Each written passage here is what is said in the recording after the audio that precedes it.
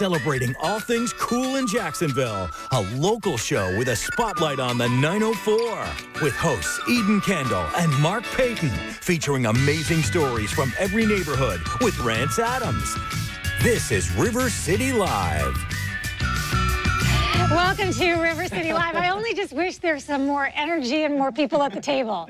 If we could just get a few more. You know, well, it's a Friday, and then we have an awesome guest. John Reep is here. Hey, everybody. Hey. Good to be back. John Reep is back. So yes. for those who are like, okay, John Reep, you remember him from Last Comic Standing. That one? Yep. Yes. That's a big one. And there was this one little commercial that kind of caught on a little bit where you said, I'll do it. Look, I want to do it right to the. Okay. This one, I'm gonna turn into it. Oh, I love Ready? it. Hey!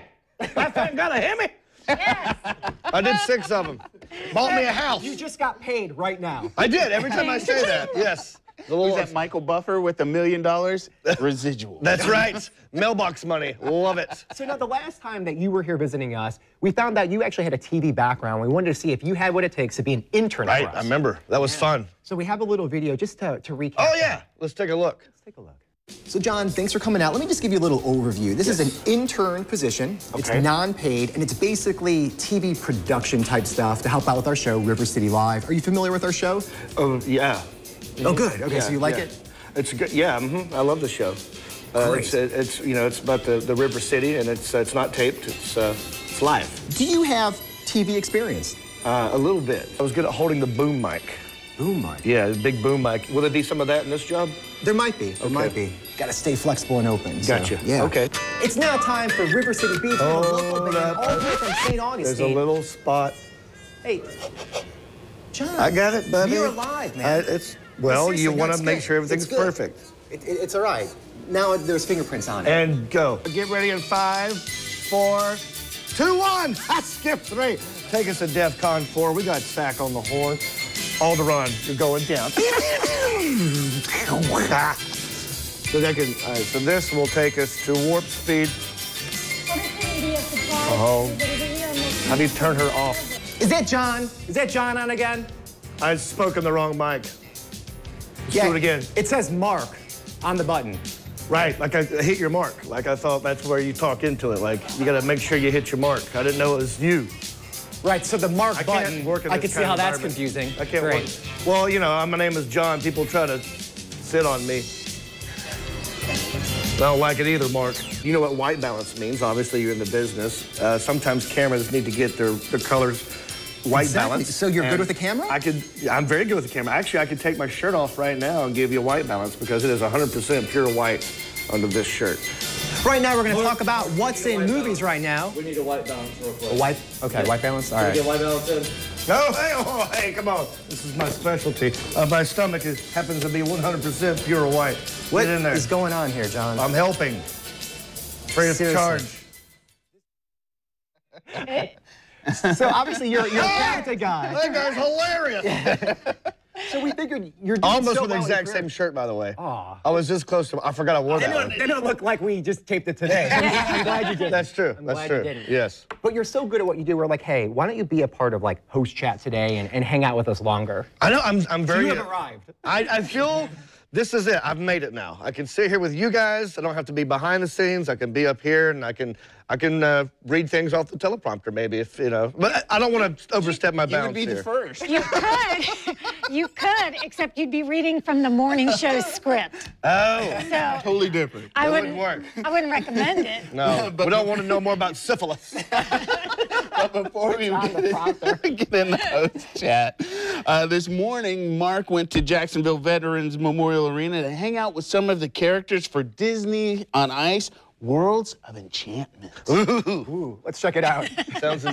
This is a childhood dream. Right now, I'm with Eric. He's part of the cast at Disney on Ice presents Worlds of Enchantment. Behind me, we got Disney, Pixar Cars.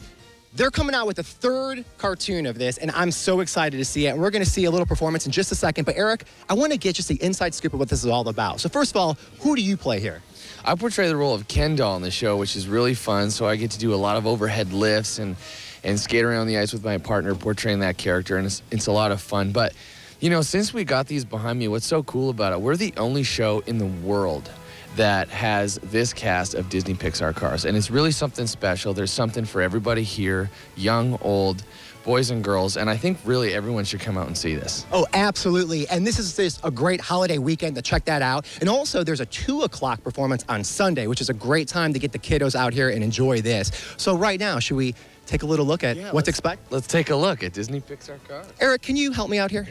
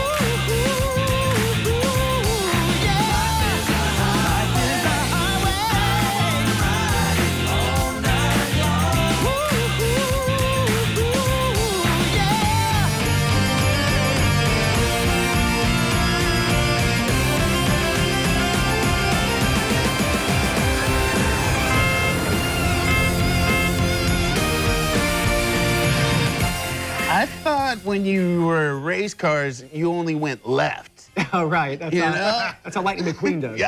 That turn. You have to do that willing suspension of disbelief. Cartoon cars can actually skate, and they go to the right. Yeah, okay. So if you want to catch Disney on Ice, tickets are available. Just go to our website, and we will make sure you get all of the information. And it's going on over this holiday weekend, so enjoy. Yeah, so it's definitely a great time. So, hey, let's keep the topic on kids and cars. Did you guys hear about this? So there was an 8-year-old boy who was on YouTube. He wanted to learn how to drive a car so he could go to McDonald's and get himself a cheeseburger. So he went on YouTube, did the research, got in the car, put his 4-year-old sister in the car, drove to McDonald's. Wow. It was 1.5 miles away. He didn't break any laws. Well, obviously, other than the fact that he's not 16 and didn't have a driver's license. Right, there's that one big one. Yeah, just the one that's frowned upon. in many Possibly states. kidnapping. Yeah, exactly. We don't know. Yeah. Another misdemeanor. Yes. And then when he went through the drive-thru, the person that was working there, they thought it was like a practical joke or something, and they did the right thing. They called authorities, and Is there a video of this? There's not. Oh, I we want to. don't have that. Now, if you want, we could put the Disney video back up. Oh, yeah, just we for can do fun. that. Yeah. Lightning McQueen. Maynard was good. He nailed that triple axle. If you were a car on cars, Yeah. that would be the car. I would have to be Maynard. You would have to be. Yeah. Yeah. Yeah. So So have you ever done anything crazy as a kid like that? Oh, no. Nope. My life is boring. No, well, my dad was a cop for a while. Believe it or not, for a little while. He thought I'd try it out.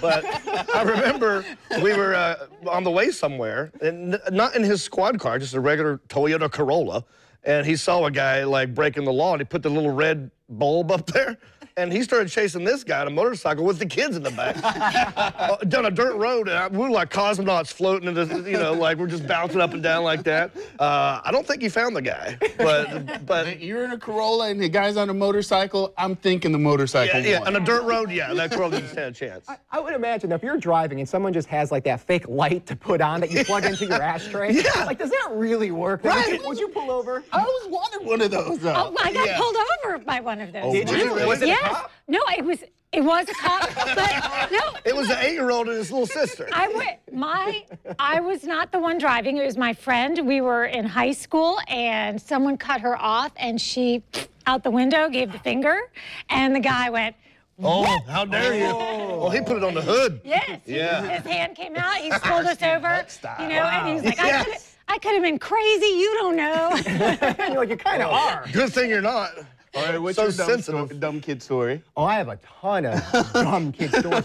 One of them, there was a creek by my house that when it would overflow, it would just like take over like a golf course and all the streets, and it ended up being like a ton of water. So we got into rafts, and the current took us away. But the problem is our parents couldn't get to us because of the water blocked off. Oh, wow. So we would call, and we were like 20 miles away from my house, but it would take like 60 miles for my parents to go all the way around the flood to come and get us. So it was a great idea at the time, but as soon as we got on that current, we drifted away, and it was scary. It's a slow motion sort of For disaster. 5 minutes, we felt like it was a movie like Stand By Me, like this is awesome, and we were so scared. Like I thought I was gonna like starve to death, maybe drown. Was this- Like you started like seeing things that like, where are we? What year would that have been? I was 24. No, I probably was maybe 11. Okay, so in this day and age, that would become an APB out on social media. Yeah, I mean, no, everybody would be. Amber Alert. Yeah. No, exactly. Yeah. Right. Well, water's not a, you don't play with. My brother and I almost killed our dad by accident. He was trying Oh, to. do tell. He's alive. He's fine. He's almost died many But times. he's not a cop. That's a different story. We almost killed him. He was trying to fix a hole at the bottom of our swimming pool. And in order to get down there, he decided to wear a backpack full of rocks and try to breathe through a garden hose. And then our job was just to hold the hose at the top for him while he was down there. Which is trying an to work important job. Yeah, someone's got to hold the hose. The air supply. It's going to go right in the water. So we're just holding it. And he gave us a last-minute little speech. Because I think he started thinking this is pretty stupid. So he had a backpack full of rocks. There's duct tape. There's a hose coming out of his mouth. And he said, if you boys feel your daddy tugging on this hose, that means abort mission and pull me back up with the hose. So he's down there, water pressure, collapses the hose. He can't breathe. He didn't think of that. And now he's tugging on it, and we panic. We immediately pull it as hard as we could. And in one motion, the whole thing flew out of his mouth and out of the pool. Oh, no. And now we're standing there with this water hose, and he sees that, and we're trying to get it to go back down. But, it goes like a foot and comes back up. And he has weights all over him. And he can't get him off because it's too tight, and there's duct tape everywhere. I mean, he was ripping off chest hair underwater. And we're waving at him. He's like, what? One more time, John. So he's alive? He's fine. Okay, I just want to make He's sure. fine. I just want to make sure this ends that Yeah, well, he finally made it up. He saw that we couldn't get the hose back down, and so he decided the only way out is to run to the shallow end, underwater, up the slope. Run. Like he's trying to run underwater up the slope. And he get about halfway up, hit some algae, come back down. Oh, no. Yeah, we didn't think he was going to make it, but he finally just walked up out of that water. You ever see anybody come out of water with their eyes already open? That's creepy, right? They just walks up like, get over here right now! What are you thinking? Almost died. But he's fine. He's fine. Yeah. That's good. A nice happy ending. Yes, he's good. Yeah. Who ended up cleaning out the pool anyway? I think we hired a guy. Yeah, that's good. It's probably the route to go. Yeah, it's just ones with the lining in it. Linings are bad news. Get the cement kind, guys. Well, and I know you're thinking above ground, but that would make sense for us to have the above ground. But that's a scary job or career, if you will, that you should just avoid altogether. And we were just talking about McDonald's, and speaking of jobs, so they have a new way to actually take in applications. They're calling it a Snapplication, where you use Snapchat to give your 10-second little dissertation on why you should work there. Oh. So it's brand new. They're the first company to actually do this. So John, I don't want to put you on the spot, but Yeah, you do. could you? But I am. Because it says so in the cards. It says it right there. I gotta follow, buddy. So if you were to do an interview at McDonald's using Snapchat, you got 10 seconds, buddy. All right. So that is your camera. Oh, wow. And whenever you're ready, you just queue up and you just make magic. all right, ready? 3, 2, 1. Hey, Ronald. Big fan. I got the orange hair. I got big shoes. And how much time do I have left? That's it? Oh, it's it? Oh,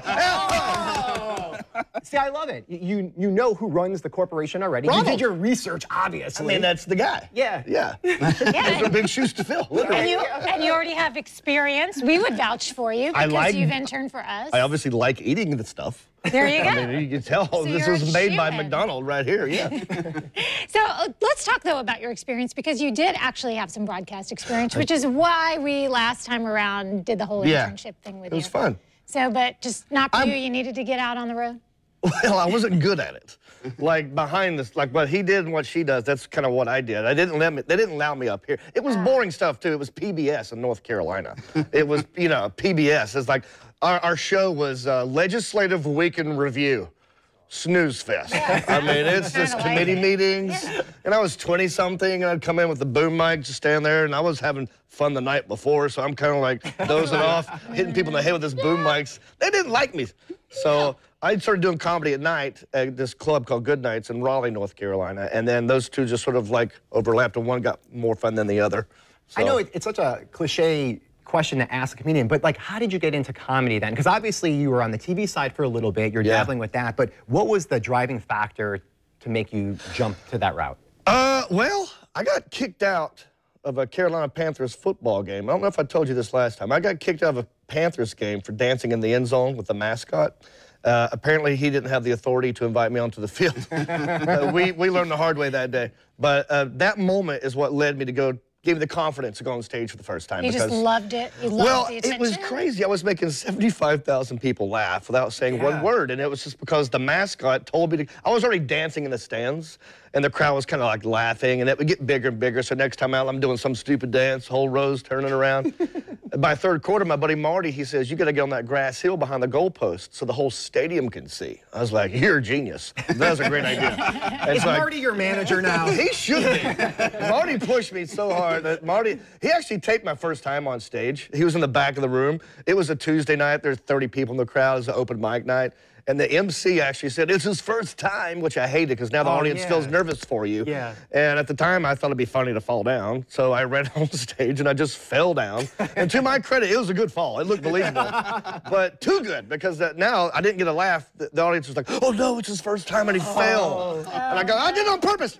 Dang it." And then, but no one's laughing at the jokes because the microphone's over here. I'm talking like this. You can't even hear what I'm saying. But in the back of the room, my buddy Marty, who's taping it, I'll do a joke that doesn't work, but on the tape, it's like,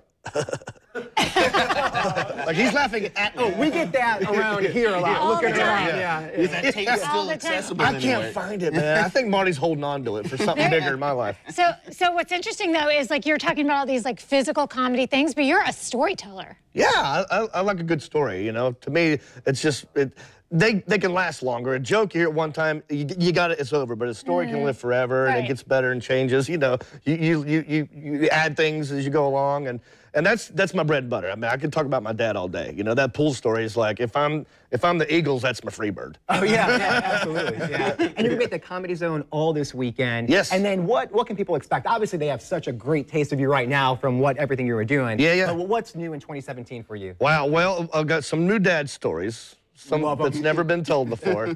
I'm doing a special with Brad Paisley. Nice. After I leave here, I'm going to Nashville. There's a big festival there called the Wild West Comedy Fest. And Brad Paisley, funny guy, he wanted to be a part of it. And so he's hosting a night of comedy. Me and some other comics are going to do, a couple minutes, 10 minutes of comedy, and that'll be on Netflix. Awesome. Nice. Yeah. Well, right now we have some ticket information. So Yeah. if you want to win tickets to see John Reep tonight's show at 9:45, just go to our Facebook page and you have to like the image. I believe it's a little video that you did. So just go there, make a comment, and we will randomly pick some people to see you tonight. You'll be at the Comedy Zone all this weekend, comedyzone.com to get more information. And stick around, more River City Live coming up right after this. We're going to be in the Winn-Dixie Kitchen, and we're going to be picking up treats for Easter that your kids can help you out with. Nice. How fun is that?